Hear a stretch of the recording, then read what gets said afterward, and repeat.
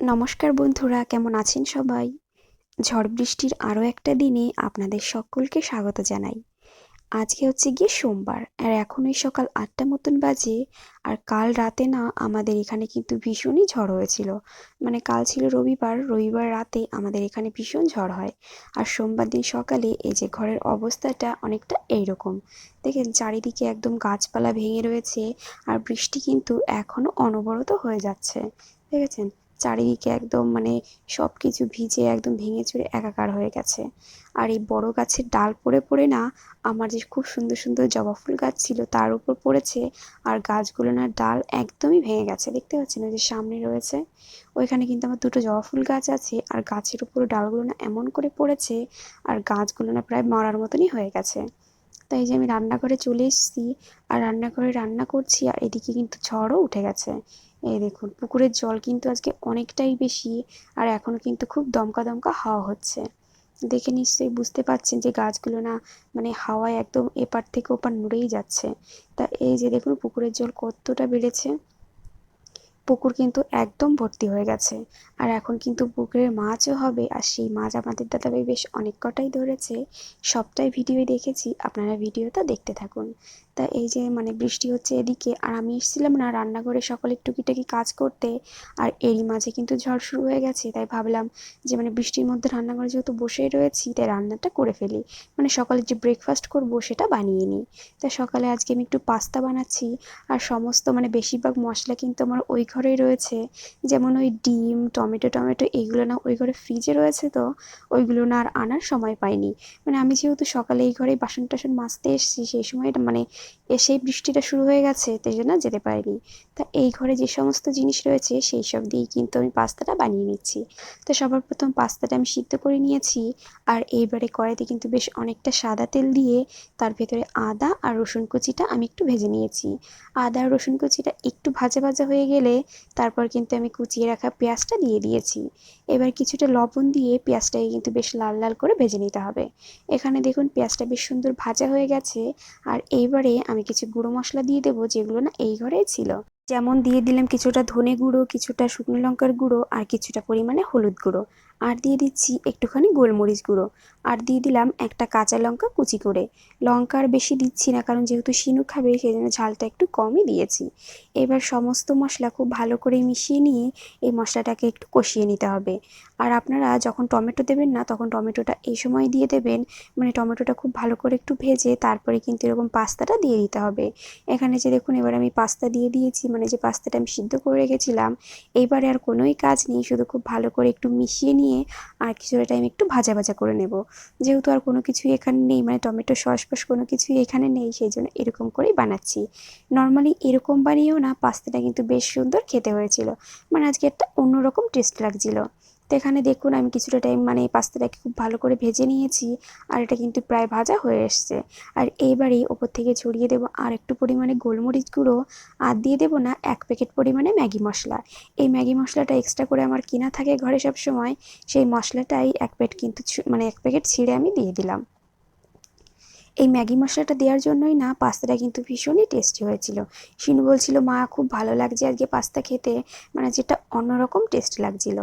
তা চলুন এই যে আমার পাস্তা বানানো হয়ে গেছে। আজকে আর প্লেটে করে ওই ঘরে নিয়ে যাব না, একবার একটা বড় বাটি করে নিয়ে যাব, ওই ঘরে গিয়ে প্লেটে প্লেটে ঢেলে নেব। এই যে এখানে দেখুন খুব সুন্দর দেখতে হয়েছে, আর খেতেও কিন্তু ভালো হয়েছিল। আর ডিমটা দিতে পারিনি, ডিম দিলে কিন্তু আর একটু ভালো লাগতো, কিন্তু ডিম যেহেতু ওই ঘরে আর দেওয়া হয়নি। তাহলে চলুন এবারে ওই ঘরে নিয়ে যাই। ওই ঘরে গিয়ে এই যে আমি প্লেটে কিন্তু বেড়ে নিয়েছি, মানে এবারে আমি বড় ঘরে চলে এসেছি, মানে বাটিতে করে নিয়ে তারপরে যে প্লেটে প্লেটে দিয়ে দিয়েছি। আর কিছুটা চাউমিনও যে বেশি মানে পাস্তা বেশি হয়েছিল সেটা কিন্তু একটা বাটিতে রেখে সেটা আমি ফ্রিজে রেখে দেবো, শিনুকে আবার পরে গরম করে দেবো। তাই এই যে আবারও কিন্তু চলে এসেছি আমি দুপুরের রান্নাঘরে, মানে দুপুরে রান্না করতে। দেখেছেন বৃষ্টি কিন্তু এখন অনবরত হয়ে যাচ্ছে, তাই এখন কিন্তু আমি ছাতা নিয়ে চলে এসেছি। আর জল বেশ অনেকটাই বেড়েছে, আর হাওয়া দেখেছেন এখনও চলছে। আজকে মনে হয় সারাদিন এরকমটাই থাকবে। তা আজ আমরা বানাচ্ছি বিরিয়ানি, আর এই বিরিয়ানির চালটা না মানে সকালে যখন আমি রান্না করতে এসেছিলাম তখনই ভিজিয়ে দিয়ে গেছি। আর এই যে এই চিকেনটা হচ্ছে আগের দিন রান্না হয়েছিল। আগের দিন তো আমি বলেছিলাম আপনাদের রাতে বিরিয়ানি করব, রবিবার রাতে। সেটা রবিবার রাতে আর করা হয়নি, এবারে সোমবার দুপুরে আমি করে নিচ্ছি। যেহেতু বৃষ্টি হচ্ছে সেই জন্য বিরিয়ানি সবসময় খেতে পারবো। তখন আমি ভাতটা করে নিয়েছি বেশ সুন্দর ঝরঝরে করে। আর এইবারে চিকেনটাও কিন্তু খুব ভালো করে কষিয়ে নিয়েছি। আর এখন এই যে চিকেনটাকে আমি রেডি করছি দম দেওয়ার জন্য। সবার প্রথম ওই দু ছিপি মতন আমি কেওড়া জল দিয়ে নিয়েছি। আর এইবারে দিয়ে দিচ্ছি ওই 2 ঢাকনা মতন গোলাপ জল। গোলাপ জল আর কেওড়া জল সব কিছুই আমি দিয়ে নিচ্ছি। আর চিকেনটাকে দেখেছেন একদম কিন্তু ঝোলটা শুকিয়ে নিয়েছি। আর এইবারে দিয়ে দেব ওই যে মিঠা আতরটা আছে না, সেইটা। মিঠা আতর এই এক কৌটায় আমি এই কৌটা বিরিয়ানিতে দিয়ে দেব। সবার প্রথমে একটু ঢেলে দিলাম। আর এইবারে দিয়ে দিচ্ছি ওই সানরাইজের যে বিরিয়ানি মশলাটা আছে, সেই মশলাটা। এই মাংসের ভেতরে কিন্তু গরম মশলা গুঁড়ো আগে থেকে একটু দেওয়া ছিল, কারণ এটা যেহেতু আমি কালকে রান্না করেছি, কালকে আমি সবটা দিয়েই রান্না করেছি। তা আজকে উপর থেকে একটু ছড়িয়ে দিলাম বিরিয়ানি মশলা। আর এইবারে 2টো ডিম দিয়ে দিয়েছি। আর দিয়ে দিয়েছি কিছুটা পরিমাণে পেঁয়াজ বেরেস্তা। এই বেরেস্তাটা তো আমি কালকেই করে রেখেছিলাম, আর সেইটাই এখন দিয়ে দিলাম। এবার সবশেষে আমি দিয়ে দিচ্ছি কিন্তু একটুখানি ওই ফুড কালার মিশিয়ে একটুখানি দুধ রেখেছিলাম, সেই দুধটা। এতে করে কিন্তু বিরিয়ানির কালারটাও ভালো হবে, আর খেতেও কিন্তু একটা অন্যরকম লাগবে। সব কিছু দেওয়া হয়ে যাওয়ার পরে কিছুটা ভাত আমি দিয়ে দিয়েছি আবারও, রাইসটা। আর এইবারে সেম প্রসেসে আবারও কিন্তু সব কিছু দিয়ে দেব। ওই গোলাপ জল, কেওড়া জল, আতর সব কিছু যা যা আগের লেয়ারে দিয়েছি সবটাই দিয়ে দেব। প্রথমে 2 ঢাকন গোলাপ জল দিয়েছি, কেওড়া জল দিয়েছি, আর এবারে দিয়ে দিচ্ছি কয়েক ফোঁটা আতর। আর প্রথম লেয়ারে আমি আর ঘি দিইনি, এই লেয়ারে দিয়ে দেব। এই যে এবারে আমি দিয়ে দিচ্ছি কিছুটা পরিমাণে পেঁয়াজ বেরেস্তা। আর দিয়ে দিচ্ছি যে ফুড কালার মিশিয়ে দুধটা রেখেছিলাম, সেই দুধটা। ফুড কালারটা আপনারা চাইলে কিন্তু বাদ দিয়ে দিতে পারেন, কিন্তু দিচ্ছে যে সুন্দর একটা কালার হবে সেই জন্য। এবারে আবারও দিয়ে দিচ্ছি কিন্তু ওই বিরিয়ানি মশলাটা, যে বিরিয়ানির গুঁড়ো মশলাটা রেখেছিলাম সেইটা। আর সবশেষে এবারে দিয়ে দিচ্ছি কিন্তু ঘি।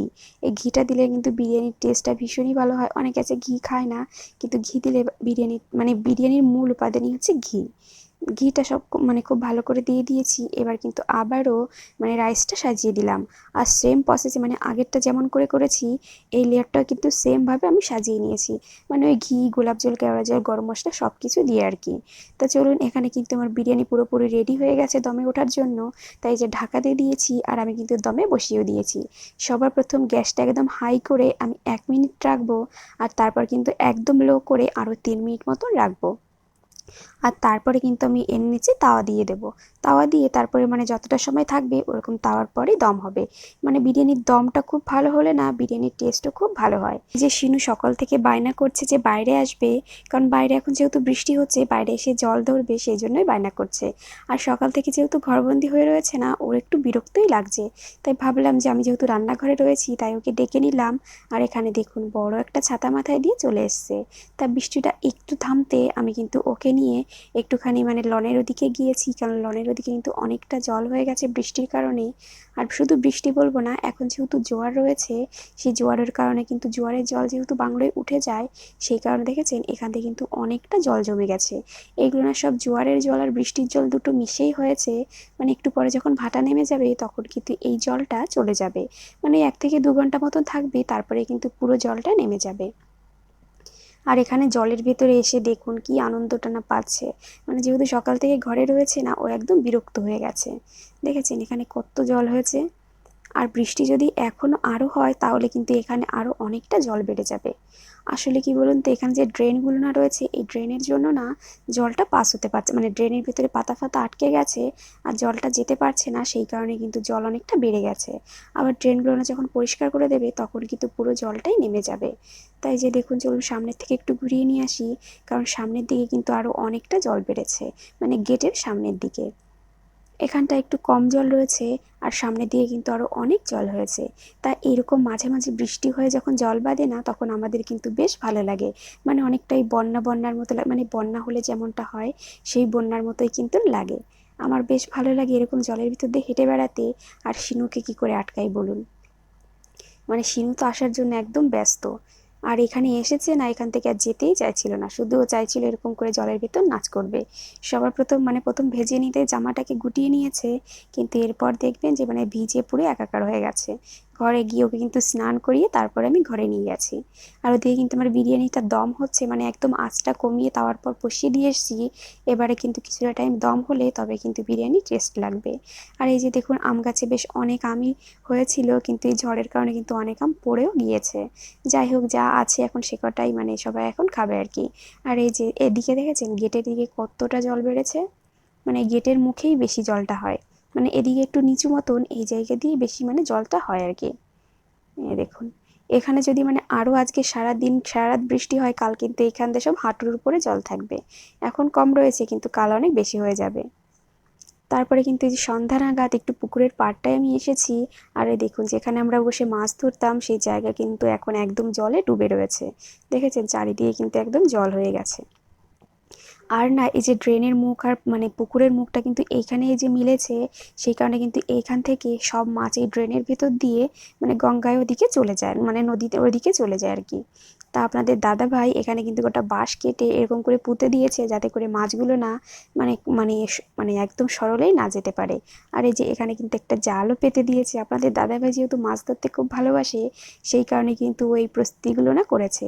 আর এখান থেকে না অনেক বেশ মাছও ধরবে, আপনাদের দেখাবো। এই দেখুন, এখান থেকে কিন্তু এই বিশাল সাইজের একটা শোল মাছ ও এই মাত্রই ধরে নিয়ে আসলো।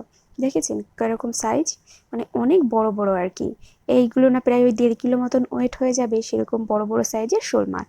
এই দেখুন, এরপরে কিন্তু রাত্রে আরও অনেক মাছ ধরেছে। এইগুলো না সেই সব মাছ, মানে 2টো শোল মাছ ধরেছে, আর 2টো ওই বেড়ো না কি বেশ বলে ওইগুলো না ধরেছে। অনেকে বেড়ো বলে, অনেকে আবার কুচে মাছও বলে। যাই হোক, আপনারা কি বলেন অবশ্যই কমেন্ট করে জানাবেন। আমরা কিন্তু কুচে মাছ বলি। আর একটা মানে দেশি মাগুর ধরেছে, আর সঙ্গে মানে লাঠা মাছ, আরও বেশ অনেক মাছ ধরেছিল, লাইলন টিকা।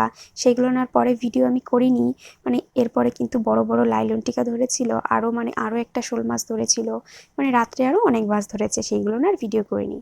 তাহলে চলুন আজকের ভিডিওটা কিন্তু এখানেই শেষ করছি।